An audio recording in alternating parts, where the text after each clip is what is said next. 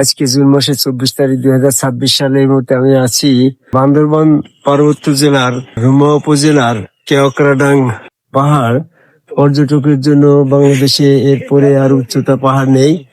প্রায় 3300 ফুট উপরে আমরা এই মুহূর্তে কেওক্রাডাং পাহাড়ের চূড়ায় দাঁড়িয়ে আছি।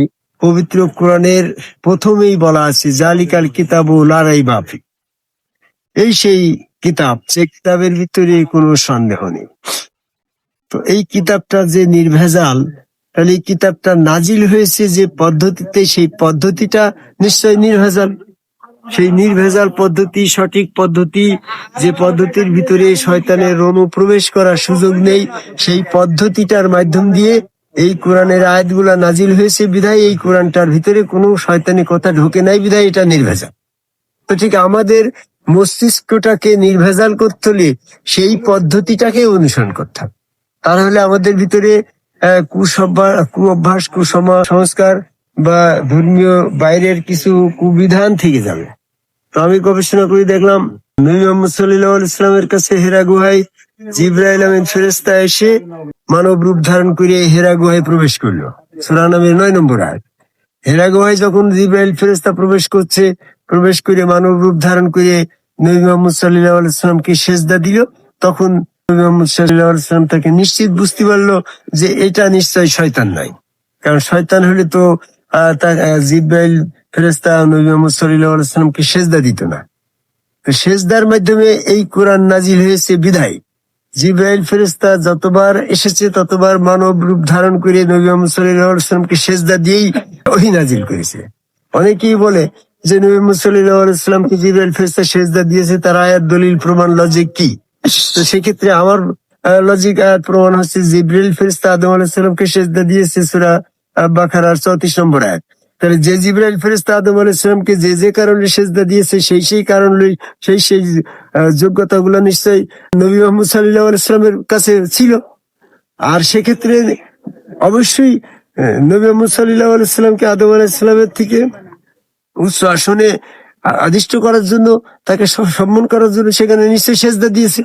যদি সেজদা না দিয়ে থাকতো তো তাহলে আদম আলাইহিস সালামকে সেজদা দিয়েছে, নবী মুহাম্মদ সাল্লাল্লাহু আলাইহি ওয়াসাল্লামকে জিবরাইল ফেরেশতা সেজদা করেনি, তাহলে নবী মুহাম্মদ সাল্লাল্লাহু আলাইহি ওয়াসাল্লামের ইজ্জত আদম আলাইহিস সালামের কাছে ছোট হয়ে যায় না? এমনটা তো হতে পারে না। কাজেই জিবরাইল আমিন ফেরেশতা অবশ্যই হেরা গুহায় নবী মুহাম্মদ সাল্লাল্লাহু আলাইহি ওয়াসাল্লামকে সেজদা দিয়ে ওহী নাজিল করছে। এই কারণে যতবার জিবরাইল ফেরেশতা ওহী নিয়ে আসছে, যেন জিবরাইলের পরিচয় দিয়ে ইবলিস আল্লাহ সম্পর্কে, ওহী সম্পর্কে তার নিজস্ব কথা ঢোকাতে না পারে, সেইটাকে নির্ভেজাল করার জন্য জিবরাইল আমিন ফেরেশতা মানব রূপ ধারণ করে নবী সাল্লাল্লাহু আলাইহি ওয়াসাল্লামকে সিজদার মাধ্যমে ওহী নাজিল করেছে। যখনই জিবরাইল আমিন ফেরেশতা এসেছে, ঘোরাঘুরি করেছে, যদি সেটা শয়তান হয় তাহলে সিজদা না দিয়ে চলে গেছে। আর যখনই সিজদা দিয়েছে তখন নিশ্চিত হয়েছে যে এটা শয়তান না, তখনই জিবরাইলের কাছ থেকে ওহী নিয়েছে। এজন্য আমরা যদি আমাদের মস্তিষ্কের ভিতরে শয়তান থেকে পবিত্র করতে হয়, তাহলে আমাদেরকে আদমকাবায় আল্লাহকে সিজদার মাধ্যমে মস্তিষ্কের ভিতরে কুচিন্তা, কুভাবনা, শয়তানি কথাকে ডিলিট করতে হবে। কথা বুঝতে পারছো? যখনই কোনো মানুষ আদমকাবায় আল্লাহকে সিজদা করে, তখন সে নির্ভেজাল হয়, তার কথা নির্ভেজাল হয়, সে পবিত্র, সেই মানুষটা পবিত্র হয়। এই জন্য সূরা বাকারা 151 নম্বর আয়াতে এবং সূরা ইমরান 164 নম্বর আয়াতে বলছে রাসূল তোমাকে পবিত্র করবে। এই রাসূল কিভাবে পবিত্র করবে? রাসূলের কাছে যখন যে আদমকাবায় আল্লাহকে সিজদা করা হবে, তখন শয়তান তোমার সাথে থাকবে না। তখন শয়তান বলবে আমি তখন আদম আলাইহিস সালামকে সিজদা করিনি, এখন এই মাসুমের সাথে থেকে তার গুরুকে কেন সিজদা করবে, কিংবা হাসিবুলের সাথে থেকে তার গুরু নিজামকে কেন সিজদা করবে? তখন হাসিবুল শয়তান থেকে পবিত্র হচ্ছে, তার জীবনের সমস্ত চিন্তা ভাবনা গুলা, তার সমস্ত ধ্যান ধারণা কোরআন মাফিক স্বচ্ছ হচ্ছে। এই জন্য জালিকাল কিতাবুল লা রাইবা ফি, এই কিতাবের ভিতরে কোনো সন্দেহ নেই। এই আয়াত পড়তে হলে আমার মন মস্তিষ্কের ভিতরে শয়তানি কথা ছাড়া, শয়তানি কথা নেই, এই আমার মস্তিষ্কের ভিতরে যে কথাগুলা উদয় হবে, কথাগুলার ভিতরে কোনো দিন সম্পর্কে সন্দেহ নেই, এটাকে প্রমাণ করতে হলে আগে আমাকে আদমকাবায় সিজদা করে শয়তান থেকে পবিত্র হতে হবে। বুঝতে পারছো? তুমি বলবা যে মানুষের মস্তিষ্কের ভিতরে শয়তান নেই, তা পবিত্র হওয়ার কি আছে? মানুষ যখন আদম আলাইহিসসালাম আল্লাহর স্মরণে গাফেলে নিষিদ্ধ বৃক্ষ থেকে ভক্ষণ করলো, তখন সে শয়তান যুক্ত হয়ে গেল। উলাইকা হিজবুশ শয়তান, তখন সে শয়তানের দলভুক্ত হয়ে গেল। সূরা মুজাদ্দালা 19 নম্বর আয়াত। আর পৃথিবীতে সে মানুষ যখন আল্লাহর স্মরণে গাফেল থাকে, তখন সে শয়তান যুক্ত হয়। সূরা যুকরুফের 36 নম্বর আয়াত। এই শয়তান যুক্ত মানুষ এই পৃথিবীতে বড় হতে হতে যখন সে ধর্মীয় চিন্তা ভাবনা করে, তার ধর্মীয় চিন্তার ভিতরে শয়তানি কথা প্রক্ষিপ্ত করে। সে যখন কোরআন আবৃত্তি করে, শয়তান তার ভিতরে কথা প্রক্ষিপ্ত করে। সূরা হজের 52 নম্বর আয়াত।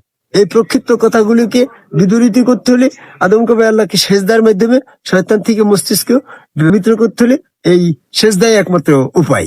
আদম কবে আল্লাহকে সেজদার মাধ্যমে শয়তান থেকে পবিত্র হয়ে মস্তিষ্ককে নির্ভেজাল করার জন্য এই কেয়াকাটাং পাহাড়ে এসে পৃথিবীর সকল মানুষকে আমি এই বিষয়টা জানাতে চাই। জালিকাল কিতাবুল লা রাইবা ফি, যে কিতাবের ভিতরে কোনো সন্দেহ নেই। সেই কিতাবটা যদি আরশুল আজিম থেকে জিবরাইলের মাধ্যমে সাল্লাল্লাহু কাছে আদম সেজদার মাধ্যমে যখন এই কোরআন নাজিল হয়েছে, আমাদেরকে শয়তান থেকে পবিত্র হয়ে নির্ভেজাল মস্তিষ্ক, নির্ভেজাল দিনের চিন্তা চেতনার ভিতরে আসতে হলে আদম কবাই সেজদাকারী সম্মুখগুরু রসুলের কাছে বায়াত গ্রহণ করে সেখানে সেজদা ভক্তি দিয়েই দিনী ব্যবস্থাপনার দিক থেকে শয়তান থেকে স্বচ্ছ মস্তিষ্ক করা আহ্বান করি।